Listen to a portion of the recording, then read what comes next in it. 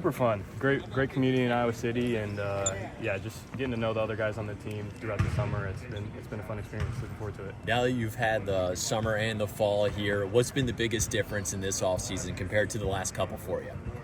Just the amount of people who know you, and just the fan base. There was a great fan base at Drake, but there's just a lot of people out here and a great loyal fan base at Iowa. And when we asked your coach about pace of play, he said the point guard's going to dictate his pace of play, right? So how do you go about kind of deciding what pace this team's going to go and play at, and how do you kind of communicate that with coach? Yeah, just taking whatever the defense gives us. I didn't try to play as slow, the slowest pace last year in D1 at Drake.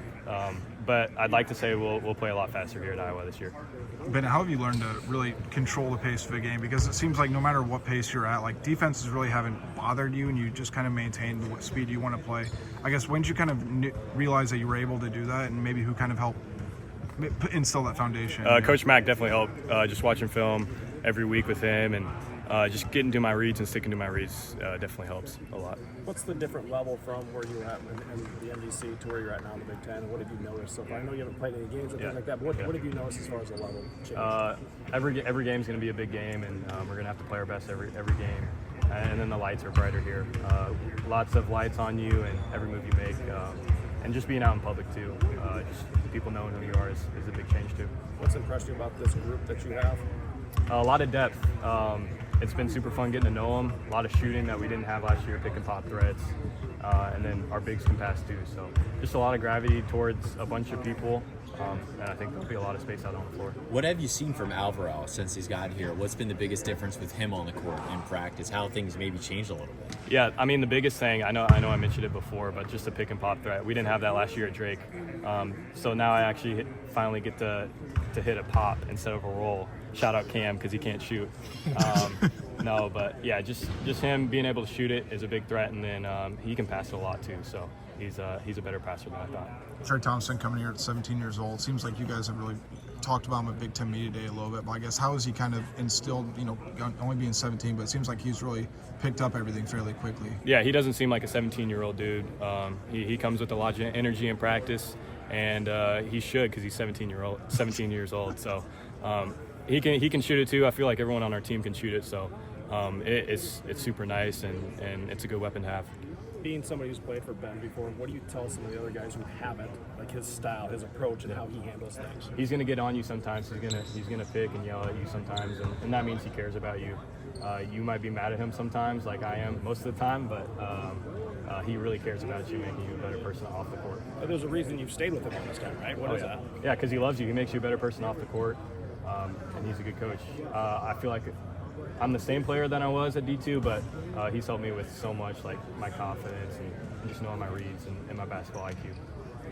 You always had that maturity, because like you said, Ben can get on you, and some guys react differently to being yelled at versus maybe just I won't say coached up, but maybe they respond differently. I guess, have you always had that maturity in the sense that this guy's gonna ride or die by you? Yeah, I've always had it because my dad was my high school coach and he always got on me, so that helps a lot, and I've been used to it since I was a little kid, so that really helps. Just being with my dad as my coach helped me a lot.